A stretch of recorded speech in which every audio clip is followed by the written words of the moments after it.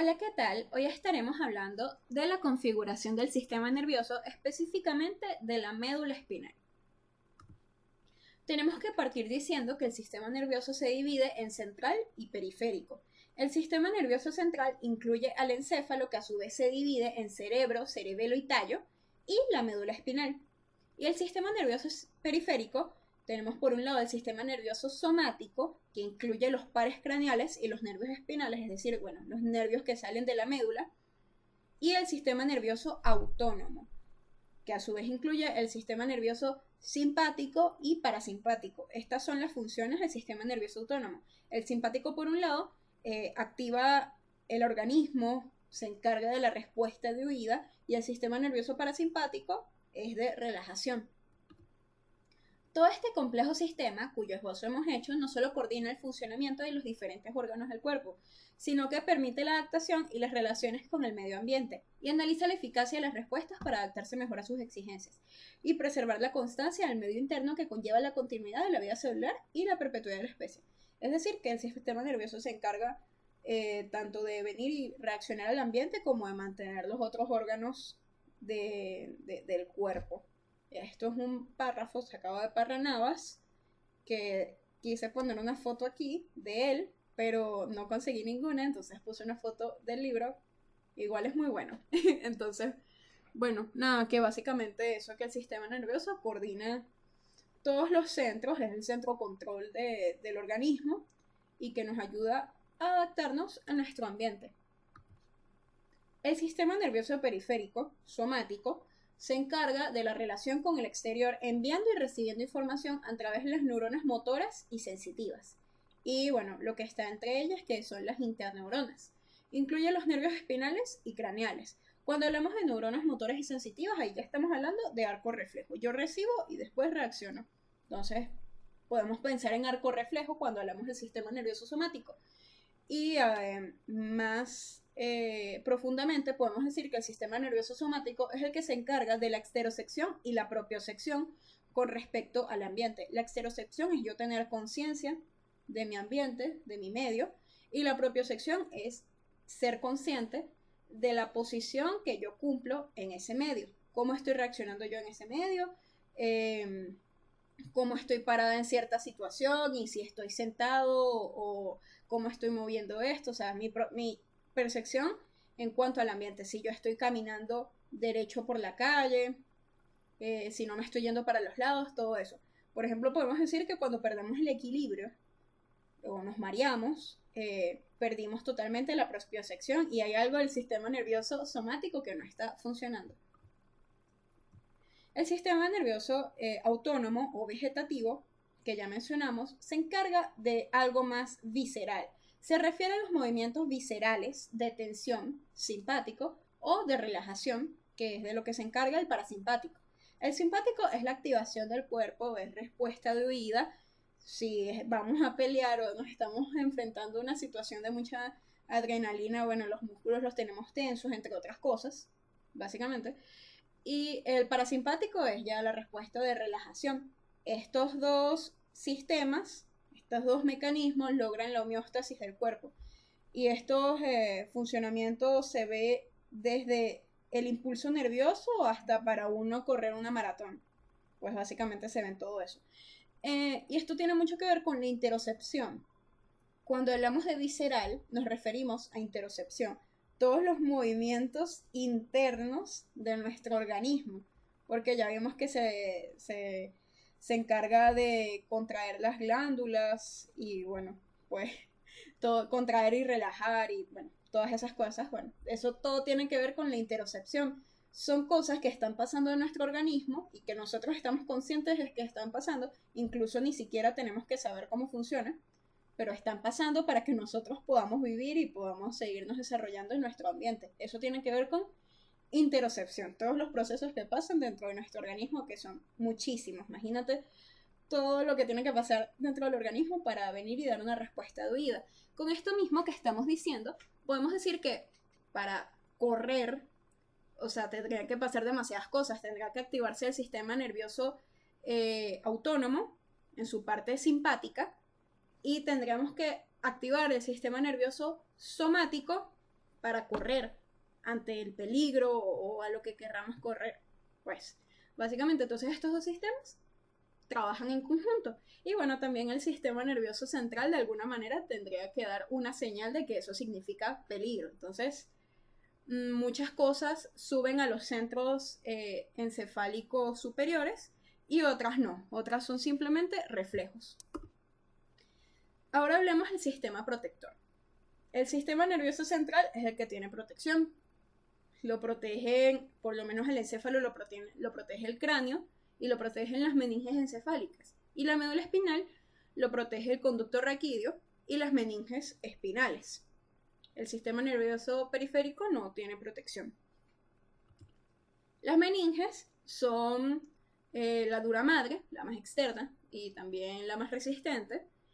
El aracnoides, que es una capa que tiene como forma de araña, que es la capa del medio, y la pía madre, que es la capa más interna y también más finita. Entre el espacio, entre la aracnoides y la pía madre, hay un espacio por el que pasa el líquido cefalorraquídeo. Este es el espacio subaracnoideo. Y bueno, se dice que las meninges son diferentes en el encéfalo y la médula espinal. Bueno, porque en la médula espinal, entre el espacio subaracnoideo, viene y también incluye algo que se llama ligamento dentado. El ligamento dentado está pegado a la pía madre y bueno, también es un medio de fijación de la médula espinal, como ya lo vamos a ver próximamente. El sistema ventricular encefálico. Pues ya vimos que el líquido cefalorraquídeo es importante, porque si le dedican una meninge completa para que pase, pues debe ser importante. Son cavidades dentro del encéfalo por las que pasa el líquido cefalorraquídeo. Ya nosotros habíamos visto que del neuroporo anterior viene y se forman los centros cefálicos y todo eso. Se forma el prosencéfalo, que se divide en telencéfalo y diencéfalo. El mesencéfalo no se divide y el romboencéfalo se divide en metencéfalo y mielencéfalo. Bueno, de aquí mismo van a salir unos ventrículos. Del telencéfalo van a salir los ventrículos laterales. Estas son cavidades por las que pasa el líquido cefalorraquídeo. Estas cavidades están huecas. Y bueno, el diencéfalo va a desarrollar el tercer ventrículo y el romboencéfalo, por su parte, va a desarrollar el cuarto ventrículo. Todos estos ventrículos se comunican por acueductos que ya vamos a ver. El líquido cefalorraquídeo. El líquido cefalorraquídeo está originado por los plexos coroideos de los ventrículos laterales. Todos los ventrículos tienen plexos coroideos. Estas son unas células que ayudan a filtrar la sangre. Por eso se habla de que el líquido cefalorraquídeo es el líquido más puro que puede producir el organismo. Es un líquido así transparente y bueno, es bastante puro. Ellos vienen, los plexos coroideos vienen y filtran la sangre y hacen el líquido cefalorraquídeo. Circula por los ventrículos, necesita una producción, circulación y reabsorción constante porque si no se te puede inflamar la cabeza, y nutre el sistema nervioso central y lo protege de golpes. Entonces el líquido cefalorraquídeo también formaría parte del sistema protector. Y bueno, el líquido cefalorraquídeo en el encéfalo circula por el espacio subaracnoideo y en la médula espinal, que también tiene líquido cefalorraquídeo, circula por el canal ependimario. Entonces esto nos daría básicamente que el encéfalo termina siendo, sin el cráneo, como una cama de agua, porque tiene líquido cefalorraquídeo y tiene como varias capas. Podemos pensarlo así de alguna manera. Bueno, aquí tenemos la circulación del líquido cefalorraquídeo. Es importante saber su circulación porque pasa por un acueducto y después pasa por el otro. Pero primero tenemos que tener claro que el líquido cefalorraquídeo se origina en los plexos coroideos de los ventrículos laterales. Entonces, ¿dónde se origina? En los ventrículos laterales. ¿Quién lo origina? Los plexos coroideos de los ventrículos laterales. Después de esos ventrículos laterales va a pasar al tercer ventrículo mediante el agujero de Monro. Después del tercer ventrículo al cuarto ventrículo va a pasar por el acueducto de Silvio. Y después del cuarto ventrículo puede agarrar para dos partes. Puede agarrar para el espacio subaracnoideo para nutrir al encéfalo a través de los agujeros de Luschka y de Magendie, o puede dirigirse hacia el canal ependimario para también nutrir a la médula espinal. Entonces tenemos como que si quiere nutrir al encéfalo, hace como un recorrido así circular, y si quiere nutrir a la médula espinal, tiene que irse a lo largo del canal ependimario. Bueno, otro sistema protector es la barrera hematoencefálica, parecido a lo que vimos de la membrana neuronal. Es una estructura semipermeable que tiene alta especialización, entonces cualquier sangre no puede ingresar al encéfalo, porque es que el encéfalo es una estructura muy delicada, muy especializada, entonces no cualquier sustancia puede ingresar al encéfalo. Sin embargo, bueno, por esta barrera hematoencefálica pasa alcohol, pasan drogas, entonces bueno, por eso es que cuando tomamos alcohol o cuando tomamos alguna droga, bueno, también nos puede llegar a afectar en el encéfalo y puede afectar y deteriorar muchísimo la sinapsis. Entonces, bueno. Y bueno, yo quería hablar un poquito de la meningitis, aprovechando que estamos hablando de las meninges y también la barrera hematoencefálica. Bueno, tenemos dos tipos de meningitis. Tenemos la meningitis de virus y la meningitis bacteriana. La meningitis bacteriana se da por la presencia de meningococo, una bacteria. Bueno, vamos a decir que pues nada, llegó al sistema y se instaló en el espacio subaracnoideo, es decir, el espacio que está entre la aracnoides y la pía madre. Y por ahí circula el líquido cefalorraquídeo y bueno, varias cosas más. ¿Qué pasa? Que el meningococo llega a este espacio subaracnoideo y el sistema inmune hace que se hinche todo eso. Nos pueden dar fiebres y bueno, muchas otras cosas. De hecho, se ha visto muchos casos muy graves de meningitis. Cuando vemos meningitis así muy graves porque fue bacteriana y llegó al espacio subaracnoideo y se inflamó todo eso. Aquí podemos ver cómo se inflama. Es algo bastante grave. Ok, bueno, vamos a empezar a hablar del otro tema, específicamente de la médula espinal. Bueno, pero tenemos aquí los cortes del sistema nervioso.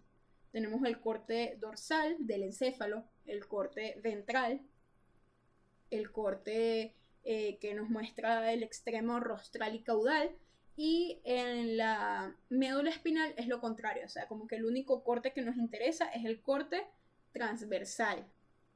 El corte que en el encéfalo nos separaría el encéfalo de ventral y caudal. Bueno, en la médula espinal también es así, es como un sushi, por eso lo puse así. Es el único corte que nos interesa, el corte transversal. En la médula espinal, que nos va a mostrar la médula interna, que ya pronto la vamos a ver. Los límites de la médula espinal. Su límite superior, óseo, es el atlas, es decir, la cervical 1. Y el límite también superior, pero nervioso, es la decusación piramidal, porque en cierto momento, justo después del bulbo raquídeo, las pirámides se cruzan. Y ahí podemos decir que empieza la médula espinal, porque es que no se sabe muy bien cuándo empieza y cuándo termina el bulbo raquídeo, ni nada de eso, pero entonces, bueno, se sitúa un poco aquí, decusación piramidal. Por eso es que la gente se suele confundir con los límites superiores de la médula espinal. Y en tanto los límites inferiores de la médula espinal, pues tenemos el cono medular, que hasta ahí es donde como que llega la médula. Tenemos el filum terminal, que es un ligamento rodeado de dura madre, que da los últimos nervios de la médula espinal. Bueno, los últimos nervios que se adhieren a la médula espinal. Y tenemos los discos lumbares 1 y lumbar 2. Las porciones de la médula espinal. Bueno, tenemos una porción cervical, una porción torácica, una porción lumbar, una porción sacra, coxigia, ahí termina, y después nos sirven unos nervios que se extienden hasta el coxis, y eso termina siendo la cola de caballo. Y finalmente tenemos el filum terminal. Es importante saber que la médula espinal cambia su tamaño varias veces a lo largo de toda su extensión, por lo que podemos ver que tiene diferentes formas, y eso lo vamos a ver más adelante. Divisiones de la médula espinal. Bueno, la médula espinal presenta dos intumescencias importantes, la intumescencia cervical y la intumescencia lumbosacra. Y tenemos que ver también los plexos cervicales. De C5 a T1 está el plexo braquial, es decir, como nos tenemos que fijar a nivel de nuestros pulmones, porque braquial se refiere a los bronquios. Entonces, bueno, plexo braquial. Y tenemos el plexo lumbosacro, de la torácica 11 hasta la sacra 4. Bueno, con todo esto y sabiendo las porciones de la médula espinal, podríamos decir que primero está la porción cervical, después está la intumescencia cervical, después está la porción torácica y bueno, desde ahí va bajando la intumescencia lumbosacra. Podríamos nombrar por lo menos 6 partes de la médula espinal. Los nervios espinales, bueno, tenemos 8 pares de nervios cervicales, 12 pares de nervios torácicos, 5 pares de nervios lumbares, 5 pares de nervios sacros y un nervio coccígeo. En total son 31 nervios. Pero la médula espinal tiene 33 vértebras, pero bueno, son 31 nervios. Relaciones de la médula espinal. Bueno, la médula espinal está dentro del conducto raquídeo y está toda rodeada. Por la parte ventral está rodeada por los discos intervertebrales y también, bueno, las fibras cartilaginosas y los cuerpos vertebrales. Es decir, bueno, todo esto que podemos ver aquí.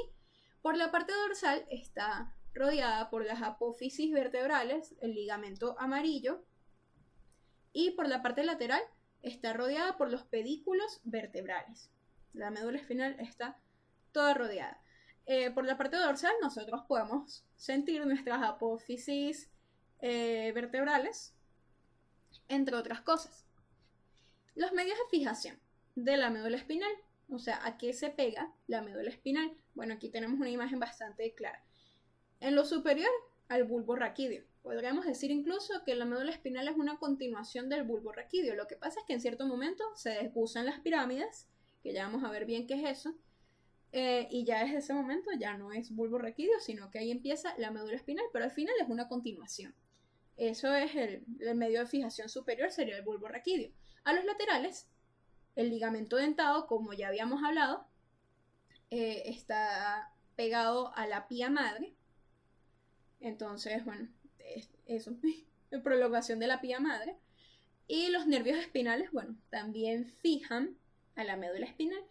Y por el extremo inferior tenemos el ligamento coccígeo. El filum terminal también sería un medio de fijación de la médula espinal. Ok, ahora hablemos de la médula interna. La médula interna, como dije, tenemos que hacer un corte transversal, así como que la médula tipo cortarla como un sushi, y nos queda esta forma. Esta es la médula espinal por dentro. Bueno, tenemos varias fisuras, varios surcos. Mentira, tenemos solo una fisura y varios surcos. Los que más nos van a importar en este momento, que ya los vamos a detallar, pero nos va a importar en este momento para explicar la decusación de las pirámides, la fisura media anterior, una fisura más profunda. De hecho, cuando hablamos de fisuras es que es más profunda. Y tenemos un surco que es como que nada más una montañita. A los lados, la fisura media ventral, tenemos los surcos ventrolateral. Puede ser ventro o puede ser anterolateral. Surco anterolateral. Estos surcos anterolaterales, bueno, de ahí salen las raíces de los nervios espinales y bueno, todo eso. ¿Qué sucede? Que en la decusación de las pirámides, estos surcos son también llamados pirámides y la fisura se pega de alguna manera, como lo podemos ver acá. La fisura se pega por un momento y ahí se cruzan los nervios espinales. De alguna manera podríamos intuir que esto hace que por lo menos nuestro hemisferio izquierdo sea el que controle la parte derecha de nuestro cuerpo y el hemisferio derecho, bueno, viceversa, por la misma decusación de las pirámides. Podemos ver incluso también una decusación cuando estamos hablando del lóbulo occipital, bueno, cuando estamos hablando de los ojos a nivel del encéfalo. Entonces, bueno, por eso. Ok, ahora hablemos más a profundidad de los surcos, las fisuras y los cordones, o sea, cómo se divide esta médula interna. En la parte anterior tenemos la fisura mediana. esta fisura mediana tiene a sus lados surcos, surco ventral lateral y surco ventral lateral, o sea, son dos. Esto es lo que se llama pirámides y por eso cuando se pega esa fisura mediana se cruzan esas pirámides. Eso tiene que ver con decusación piramidal. De estos surcos van a salir las raíces anteriores, las raíces de los nervios anteriores, que ya vamos a ver que son motoras. Y en el contrario tenemos el surco mediano dorsal. Esta no es una fisura, es un surco. También se puede llamar surco mediano posterior. De este surco mediano a sus lados va a estar los surcos dorsolateral, es decir, los surcos posterolateral, y entre el surco mediano dorsal y el surco dorsolateral hay otros surcos que son el surco intermedio lateral. Bueno, importante mencionar, por lo menos lo vemos aquí en esta imagen, que el surco intermedio lateral se ve perfectamente en la cervical, pero por más que vamos bajando por la médula espinal, ya desaparece el surco intermedio lateral y se vuelve eso como que más liso. Entre estos surcos intermedio lateral hay una parte que es el fascículo gracilis y el fascículo cuneiforme. Entonces después vemos que a nivel sacro no vamos a ver un fascículo cuneiforme, sino puro fascículo grácil porque ya no está ese surco, ya no está esa división. Bueno, tenemos los cordones laterales, bueno, que no presentan ninguna división, y lo que ya habíamos hablado. Cordón anterior es la parte donde está la fisura y el cordón posterior donde están esos varios surcos. Ahora tenemos que hablar un poco de la sustancia gris. La sustancia gris tiene forma de astas aquí en la médula espinal y a diferencia del encéfalo, esta en la médula espinal se encuentra por adentro, rodeada por la sustancia blanca, que en el encéfalo es al revés. En el encéfalo es pura la corteza cerebral, sustancia gris, y adentro está la sustancia blanca. Bueno, aquí es al revés. Esto también debe deberse a la decusación de las pirámides. Bueno, tenemos por aquí las astas anteriores.